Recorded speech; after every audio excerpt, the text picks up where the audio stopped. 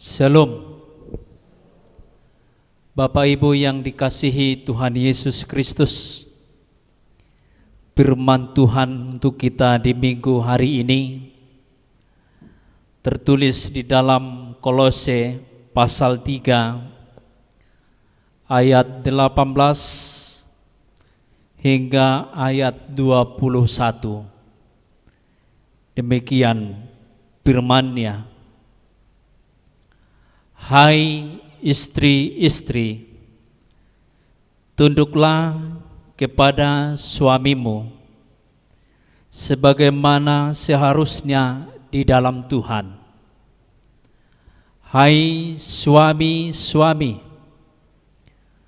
kasihilah istrimu dan janganlah berlalu kasar terhadap dia. Hai anak-anak, taatilah orang tuamu dalam segala hal, karena itulah yang indah di dalam Tuhan. Hai bapak-bapak, janganlah sakiti hati anakmu, supaya jangan tawar hatinya. Demikian pembacaan firman Tuhan. Bapak Ibu yang dikasihi Tuhan Yesus Kristus, yang bersekutu di gereja ini dan juga yang bersekutu bersama kita di rumah masing-masing. Firman Tuhan ini sesuai dengan topik minggu, yaitu membangun keluarga bahagia. Dalam bahasa Batak,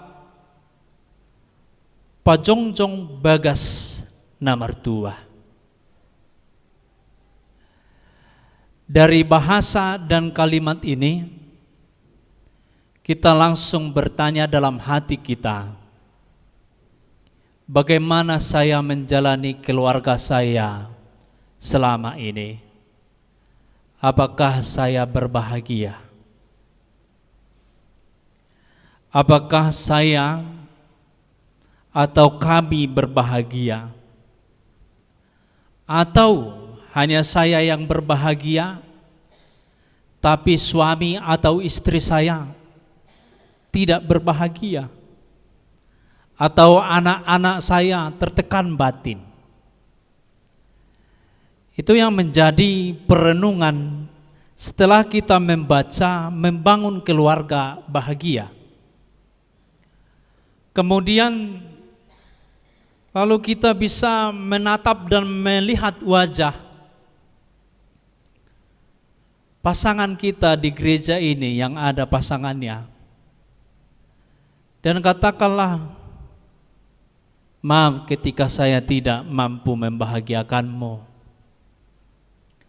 Karena terkadang bisa kita tidak membuat mereka berbahagia.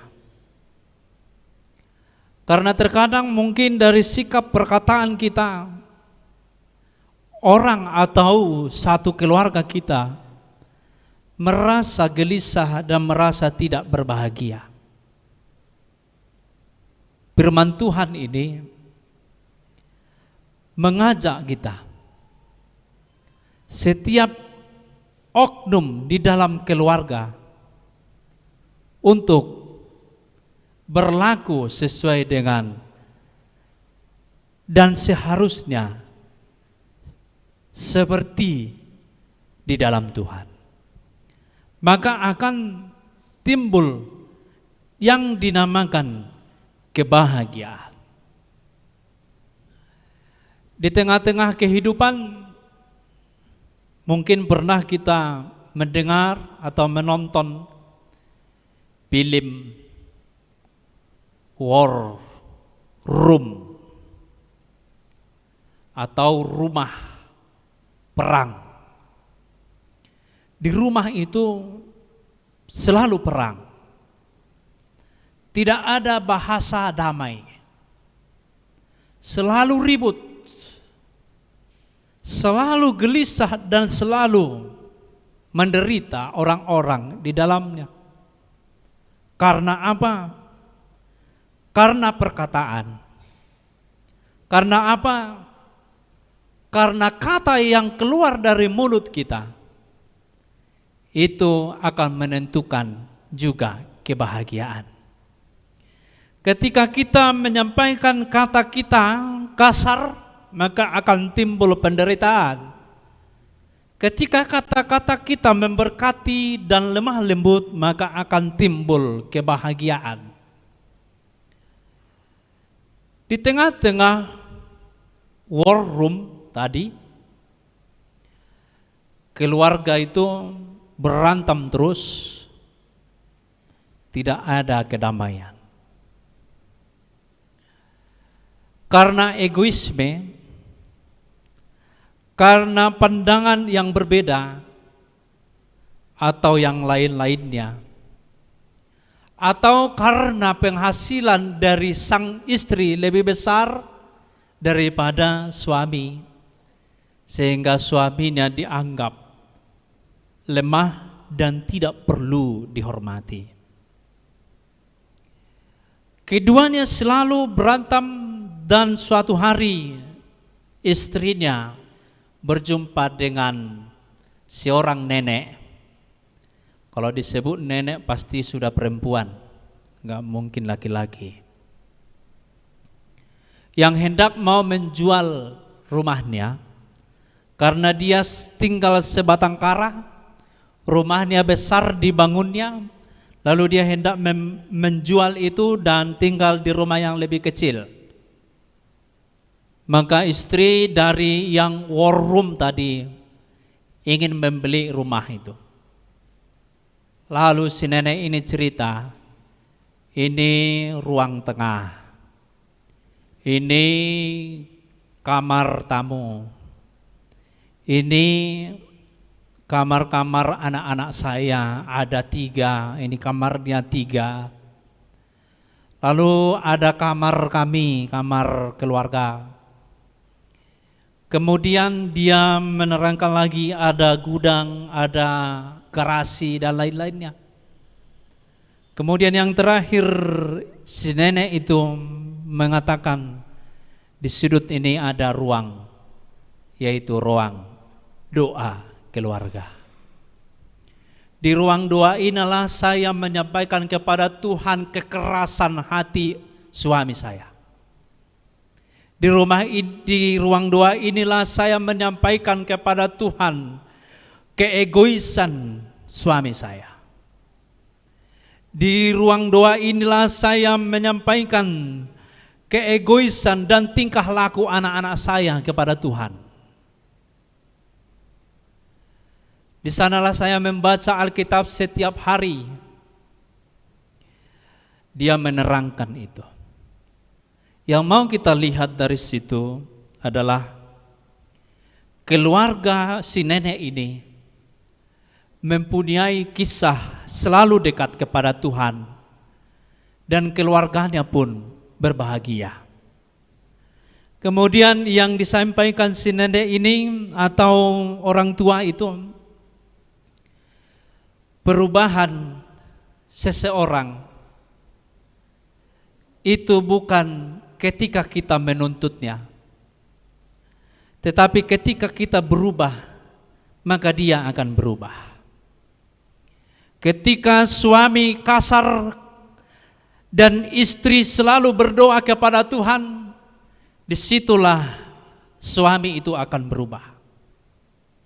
Ketika suami kasar kepada istrinya dengan kata-kata, ketika istrinya berdoa kepada Tuhan, disitulah sedikit demi sedikit akan dibangun kebahagiaan.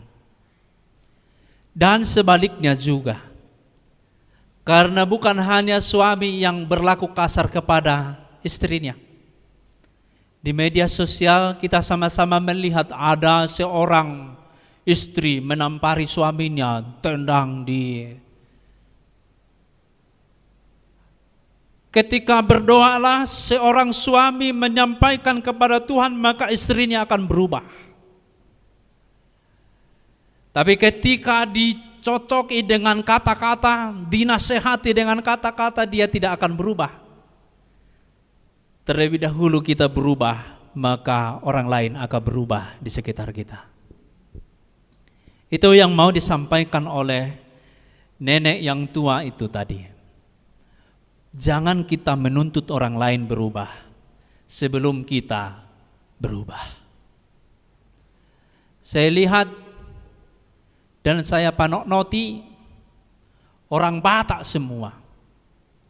Ada seorang perempuan orang Batak yang lagi sakit dan rambutnya tidak ada lagi, dan memaki-maki, menilai ibu-ibu yang ada di Tarutung, yaitu Mak Tenet.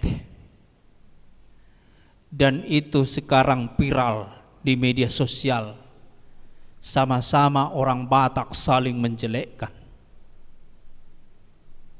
Dan yang paling hancurnya komentar di bawah itu adalah komentar orang Batak semua yang mengucapkan hinaan, yang menyampaikan kata-kata yang kasar kepada orang yang dia tidak suka penyampaiannya. Beginilah situasi media sosial saat ini yang mungkin dilihat anak-anak kita, yang mungkin diperhatikan anak-anak kita.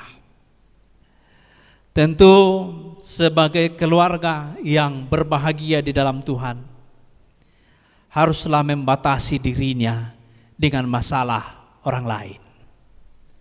Jangan malah memperkeruh, tetapi selalulah berpikiran positif. HKBP Jeruju jemaatnya janganlah ada menyampaikan kata-kata dosa di media sosial, walaupun kita tidak seturut dengan apa yang dia sampaikan di media sosial itu.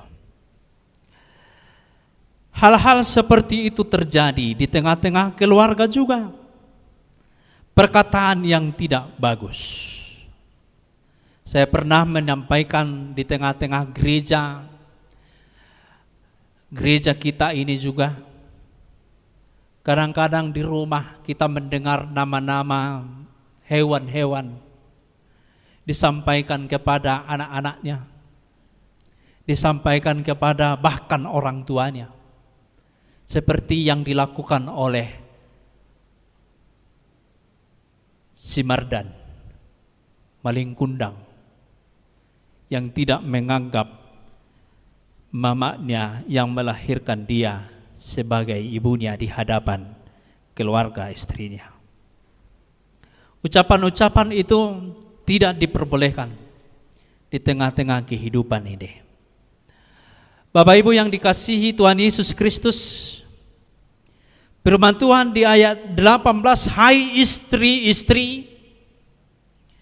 Istri-istri artinya bukan dua istri satu orang, tetapi yang mau dikatakan istri-istri yang banyak, yang merasa istri orang, yang merasa istri suaminya. Tunduklah kepada suamimu. Tunduk artinya menghormati. Di dalam bahasa Batak dikatakan pasangan ma suamim. Tetapi lanjut kalimat di sini dikatakan sebagaimana seharusnya di hadapan Tuhan. Artinya suami harus seperti yang dikatakan Tuhan. Bahkan harus sama karakternya dengan Tuhan. Maka istri harus taat kepada dia. Jadi kalau suami yang tidak seperti Tuhan, tidak mengasihi, tidak hidup di dalam kasih daripada Tuhan, maka itu pasti tidak tunduk istrinya kepadanya. Maka saat ini dikatakan suami yang bagaimana? Suami yang tetap tunduk di hadapan Tuhan. Maka istri harus tunduk kepada suami yang seperti itu. Dan seperti itulah suami dan istri yang Kristiani, yang selalu tunduk kepada Tuhan. Bapak Ibu yang dikasihi Tuhan Yesus Kristus, istilah-istilah zaman sekarang memang banyak. Udahlah, memang Bapak ni syucok doi jabu nami kepala, alayau ma leher. Ini mana? Istri mengatakan itu. Karena kepala tidak bisa bergerak tanpa leher. Biarlah suami menjadi kepala, alayauma leher. Saya aja yang leher. Arah mana kepala bergerak itu diarahkan oleh leher kita sendiri. Maka istri-istri yang seperti itu seharusnya dia harus bertobat. Seharusnya dia berubah diri. Jangan bangga ketika suami Anda di bawah ketiak Anda. Toe ma lomo-lomo kudusi tuduk dono nih. Tidak. Istri harus tunduk kepada suami. Tapi suami harus jelas posisinya, kondisinya. Dia harus sama karakternya. Seperti Yesus Kristus mengasihi jemaat. Demikianlah dia harus mengasihi keluarga dan istrinya. Kemudian disambut dengan ayat 19, hai suami-suami, kasihilah istrimu. Balasnya yang tadi, isi dari suami yang selalu hidup di dalam Tuhan, yaitu kasih yang daripada Kristus Tuhan kita. Janganlah berlaku kasar terhadap dia seperti yang kita ceritakan tadi. Jangan berlangsung kasar kepada istri. Ucapan pun, apalagi lalu tangan, apalagi yang lain-lainnya. Kemudian di ayat 20, hai anak-anak, taatilah orang tuamu di dalam segala hal. Anak-anak, semua kita anak. Dan ada di sini yang sudah orang tua. Hai anak-anak, taatilah orang tuamu dalam segala hal. Saya merasa agak khawatir dengan lingkungan kita, sebab saya melihat semalam, dan itu sudah lama saya perhatikan juga, anak-anak yang kecil tidak sampai 1 meter. Saya ukur dari tubuhnya paling dia umur 10 tahun atau 11-12 tahun. Lalu dengan santainya di depan gereja ini, memang di seberang jalan dia merokok. Dan saya melihat orang tua di sekitar itu pun banyak yang memperhatikan dan melihat, tapi tidak memarahinya. Lalu saya melihat itu, saya buka gerbang, lalu saya, kau orang mana? Tidak apa-apa, saya orang depan sini. Kau bukan orang sini. Kalau kau orang sini, pasti kamu tidak merokok di sini. Orang tuamu pasti di sini. Mulai saat ini jangan kau pernah di sini merokok. Kau merokok di depan rumahmu. Ini rumah saya. Lalu dia mematikan rokoknya. Tetapi matanya melotot dan melawan. Begitulah karakter anak zaman sekarang. Jadi ketika orang tua tidak lagi mengatur dan tidak memberi contoh kepada anak-anaknya, maka itu akan yang terjadi. Kalau istri mengatakan janganlah merokok, katanya itu jangan merokok aja supaya jadi contoh jadi anak-anaknya. Kalau memang harus seperti itu. Kita merasa sedih, dia merokok begitu saja. Dengan santainya. Dan dengan bebasnya orang di sekitar kita ini main kelayang itu dan melompati pagar. Apakah demikian anak-anak orang Kristen? Itu menjadi renungan juga bagi kita. Hai anak-anak, taatilah orang tuamu di dalam segala hal. Taati bukan hanya betatuson, ditaati bukan. Taati berarti mau mendengar, mau memperhatikan. Jangan membuat dirimu itu membuat kegelapan di tengah-tengah keluargamu.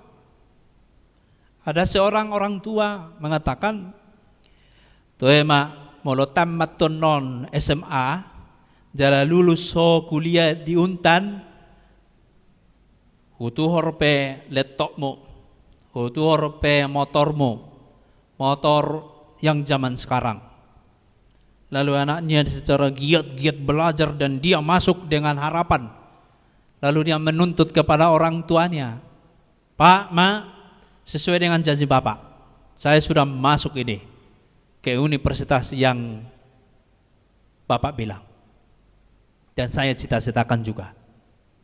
Saat ini Pak beli motor saya." Lalu orang tuanya tidak mau membeli karena situasi kondisi ekonominya. Lalu dia dengan enaknya menghempaskan pintu atau marah dengan orang tuanya. Dengan enaknya dia tidak mencakapi orang tuanya beberapa bulan atau bahkan tahun. Dengan enaknya dia mengunci pintu kamarnya, lalu dia tidak mau keluar dari sana dan dia menangis di situ. Apakah itu anak yang menaati orang tua? Tentu dengan hal seperti itu bisa kita lihat bahwa dia lebih mencintai barang yang dijanjikan itu daripada orang tuanya. Terkadang kita seperti itu, yang masih muda-mudi di sini. Dia lebih mencintai barang itu, janji itu daripada orang tuanya. Lalu dia tidak peduli dengan orang tuanya. Tetapi firman Tuhan dikatakan di sini, taati, dengar, mengertilah situasi orang tua, mengerti dan doakanlah kondisi orang tua. Itu artinya menaati dalam segala hal. Karena itulah yang indah di dalam Tuhan, di hadapan Tuhan. Jadi ketika begitu karakter saya, karakter kita semuanya di sini mempunyai orang tua masing-masing, maka itu yang dikehendaki oleh Tuhan. Maka kebahagiaan bukan hanya di dunia ini dengan ayah saya dan ibu saya, tetapi kebahagiaan saya juga ada di sorga. Kebahagiaan saya, kehidupan yang kekal berikutnya nanti, saya menerima itu. Karena itu yang indah di dalam Tuhan. Jadi anak-anak, kita juga semua anak-anak yang masih ada orang tuanya ya, harusnya kita harus menaati orang tua kita dalam segala hal dan mencintai mereka lebih dari yang ada di dunia ini, mencintai mereka dengan kasih yang daripada Tuhan, karena yang itu hal yang indah di hadapan Tuhan.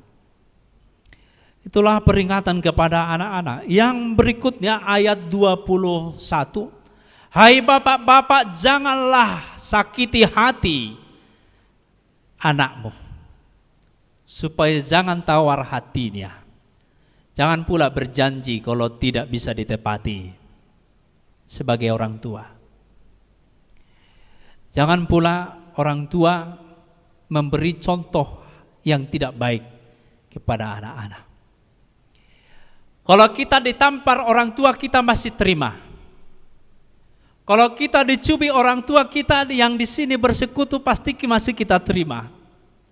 Tapi ketika ayah saya memukul ibu saya, itulah yang menyakiti hati seorang anak. Ketika seorang ibu memukul dan menampar suaminya di hadapan anak-anaknya, itulah yang membuat hati anak tawar. Jadi firman Tuhan ini, kalau kita diingatkan memang sebagai bapak-bapak, janganlah sakiti hati anakmu, supaya jangan tawar hatinya. Menyakiti hati anak bukan karena kita mencubitnya, bukan karena kita memukulnya, menyakiti hati anak ketika kita berlaku kasar di tengah keluarga kita. Banyak muda-mudi tidak mau menikah karena apa? Dilihat kekasaran suaminya atau bapaknya kepada ibunya, atau sebaliknya juga. Dia lihat istrinya atau mamanya, istri bapaknya berlaku tidak bagus di tengah-tengah keluarganya. Lalu dia trauma, kalau saya menikah nanti, jangan-jangan saya akan dipukuli suami saya. Jangan-jangan saya akan dipukuli istri saya. Lalu dia takut. Memilih-milih, terus memilih-milih. Tadoko maunang papilih Tuhanmu, apa karena karakter itu dibentuk dari awal, maka hatinya jadi tawar. Maka rasa kasihnya di dalam hatinya tawar. Maka hati-hatilah berlaku kasar di lingkungan keluarga. Siapapun itu. Terlebih antara suami dan istri. Karena itu contoh yang buruk bagi anak-anak. Dan bahkan bisa menawarkan hatinya. Dan bahkan dia tidak mau memperhatikan apa yang dikatakan oleh Tuhan, yaitu kasih. Dan bahkan dia menikah berlaku kasar kepada istrinya. Karena apa? Bapak saya begitu kok. Begitulah dia hidupnya. Tapi firman Tuhan saat ini memang dikatakan ada 3 di situ, istri, suami. Suami berarti mungkin ini yang belum punya keturunan. Kemudian bapak-bapak yang sudah punya. Tetapi tetap hal suami itu berlaku kepada bapak-bapak. Baru anak keempat oknum ini diperingatin, dinasihatin firman ini. Untuk setiap melakukan kegiatan, perkataan, tingkah laku, karakter kita harus sesuai, harus seperti apa yang dikehendaki oleh Tuhan. Sebagaimana seharusnya kepada Tuhan, demikianlah kita mengasihi anggota keluarga kita masing-masing. Maka kebahagiaan akan timbul di tengah-tengah keluarga kita masing-masing. Sebagaimana kita mengasihi Tuhan Yesus Kristus, begitulah kita mengasihi setiap pasangan kita. Sebagaimana Tuhan juga mengasihi jemaatnya yang berdosa itu, demikianlah kita harus mengasihi setiap oknum di tengah-tengah keluarga kita. Maka firman Tuhan ini menguatkan kita, memperlengkapi kita supaya keluarga kita hidup di dalam kebahagiaan. Kebahagiaan di tengah-tengah kehidupan keluarga di dunia ini, dan kebahagiaan di tengah-tengah kehidupan keluarga Kristen bersama-sama Allah kita di dalam Yesus Kristus, yaitu di dalam kehidupan yang kekal. Membangunnya dari saat ini sampai kita hidup di dalam kehidupan yang kekal. Maka ada yang mengatakan bahwa ilmu atau pelajaran tentang keluarga tidak pernah siapapun bisa mahir. Selalu belajar dan belajar dan belajar. Karena anak kita SD, pemikirannya, cara kita memperlakukannya pasti berbeda setelah SMP, pasti berbeda setelah SMA, lalu kuliah, dan lalu menikah, lalu punya anak, lalu anaknya lagi menikah, lahir